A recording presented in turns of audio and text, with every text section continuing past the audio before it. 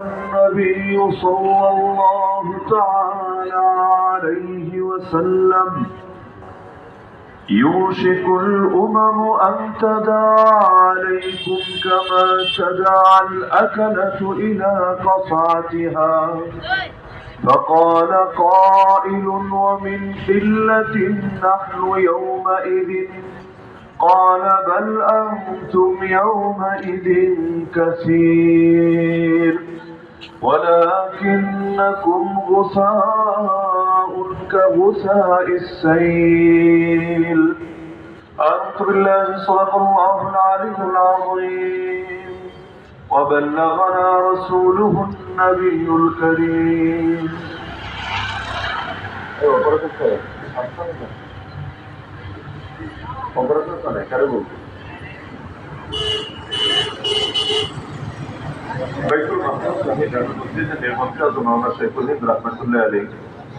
কওমি মাদ্রাসার হাফেজ ছাত্রদের পাগড়ি প্রদান উপলক্ষে অনুষ্ঠিত আজকের এই বার্ষিক মাহফিলে সম্মানিত সভাপতি, সহসভাপতি, সম্ভবত তারা উপস্থিত নেই মাদ্রাসায়, সম্ভবত সবাই থাকা উচিত এবং বক্তার বক্তব্য মনোযোগ সহকারে শোনা উচিত। আচ্ছা, আরো অন্যান্য অতিথিবৃন্দ উপস্থিত, আমার সাথে তাজওয়াজিবুল ইহতিরাম হযরত উলামায়ে কেরাম, এলাকার গণ্যমান্য মুরব্বীগণ, স্থানীয় এবং দূর দূরান্ত থেকে আগত দিন দরদি কোরআন এবং দিনের মধ্যে একটা রোগ ঢেলে দিবেন, যে রোগের নাম হলো ওয়াহান। ওয়াহান আবার কি জিনিস? সাহাবী জিজ্ঞেস করলেন, নবী বললেন ওয়াহান হলো দুই জিনিসের নাম। এক নম্বরে হব্বুদ দুনিয়া, দুনিয়ার প্রেম, দুনিয়ার ভালোবাসা।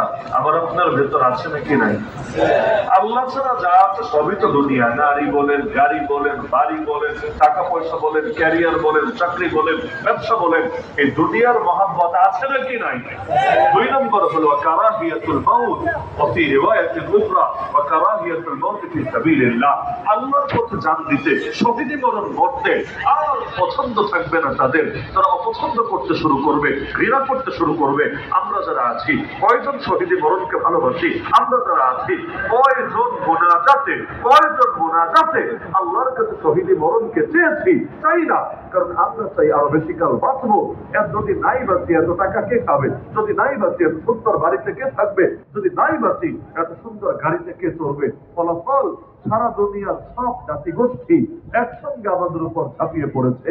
আরাকানের দিকে তাকান, উগ্র বৌদ্ধরা, এই বুদ্ধিস্ট আরাকান আর্মি বলেন অথবা মিয়ানমারের জান্তাই বলেন, আমাদের উপর ঝাঁপিয়ে পড়েছে। কাশ্মীরে তাকান, উগ্র হিন্দুত্ববাদীরা আমাদের উপর ঝাঁপিয়ে পড়েছে। আপনি চায়নায় তাকান, সেখানে আরেক জাতি আমাদের উপর ঝাঁপিয়ে পড়েছে। প্যালেস্টাইনে তাকান, এই নিকৃষ্ট ইহুদিবাদীরা আমাদের উপর ঝাঁপিয়ে পড়েছে। আর আপনি পৃথিবীর বহু অঞ্চলে তাকান, উগ্রবাদী খ্রিস্টানরা মুসলমানদের উপর ঝাঁপিয়ে পড়েছে।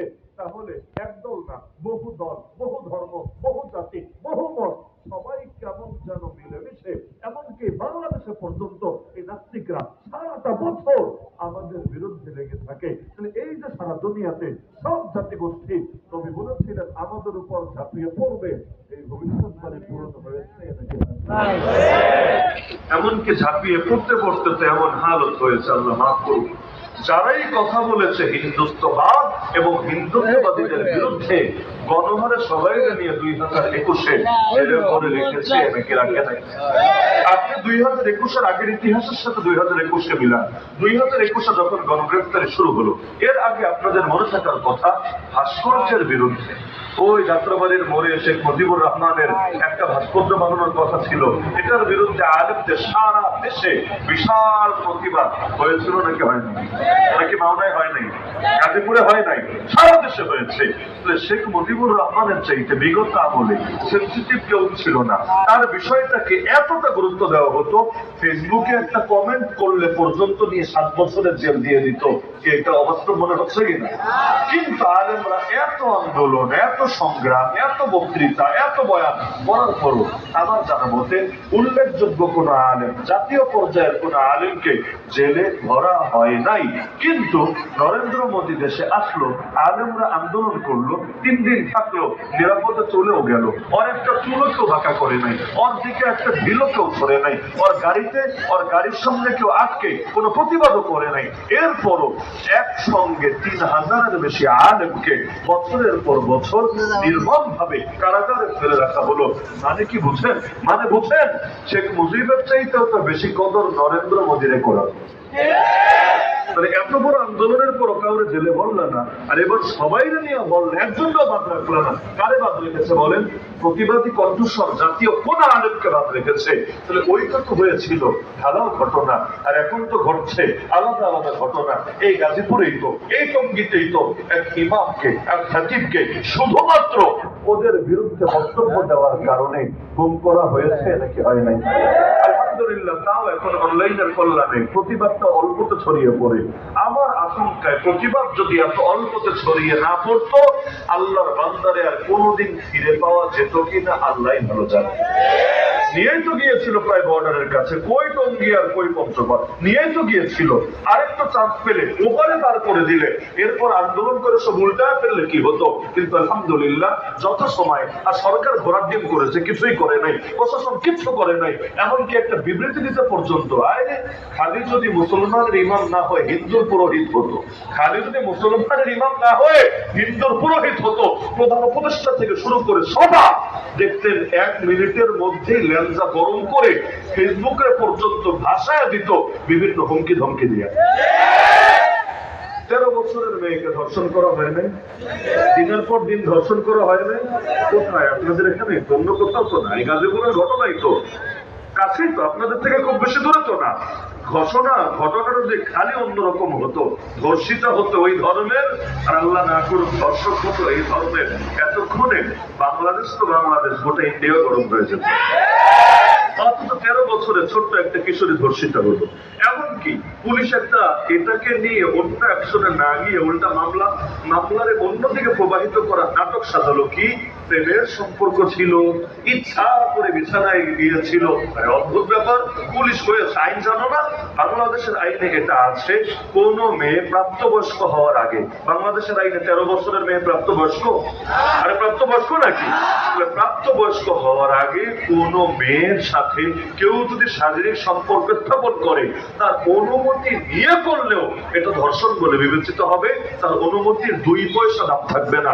এমনকি বিয়ে পর্যন্ত, আর ধর্ষণ রাখেন, বিয়ে পর্যন্ত যদি 13 বছরের মেয়ে বসতে চায়, সে যদি বলে আমার অনুমতি আছে, আমি রাজি আছি, সরকার দিবে বিয়ে করতে, পুলিশ দিবে বিয়ে করতে। ওদের বিয়ে ভাঙবে যেই হুজুর বিয়ে পড়াতে যাবে তারা নিয়ে জেলে ভরে রাখবে। বাংলাদেশে বহুত হুজুরকে জেলে ভরেছে এই কারণে যে তারা নাকি বাল্য বিবাহ করিয়েছে। অথচ 13 বছরের মুসলিম মেয়েটা ধর্ষিত হয়েছে। কি বিচার হয়েছে? বিচার হয় না বলেই তো অপরাধ এত ব্যাপকভাবে ছড়িয়ে পড়ছে।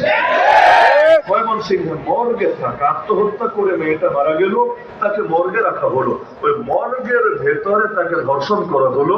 ডাক্তার বলছে এটা বিরল ব্যতিক্রম কোনো ব্যাপার না, এটা রেয়ার কোনো কেস না। মানে মাঝে মাঝে এই জাতীয় ঘটনা ঘটে থাকে।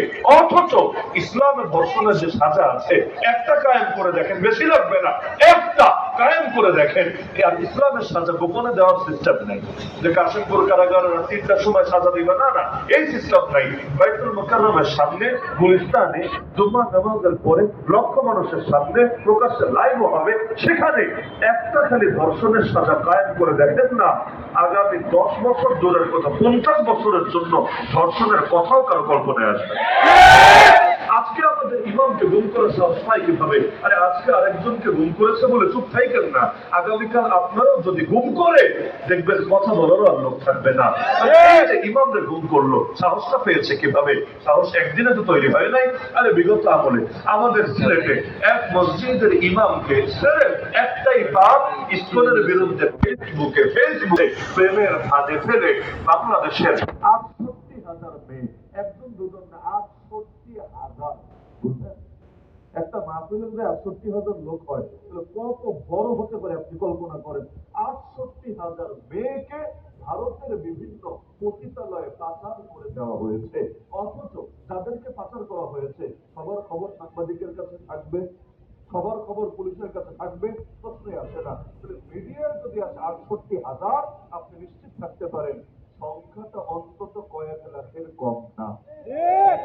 ইন্ডিয়াকে পাচার করবে কোন মুসলমান আর যাই হোক, যদি এই কাজ করো, ধর্ষণ যদি করো, ওই ইন্ডিয়ায় কার কাছে পাচার করবে? ইন্ডিয়ায় কেউ দুলাভাই আছে, না শ্বশুর আছে, না বাপ আছে, কে পাচার করবে?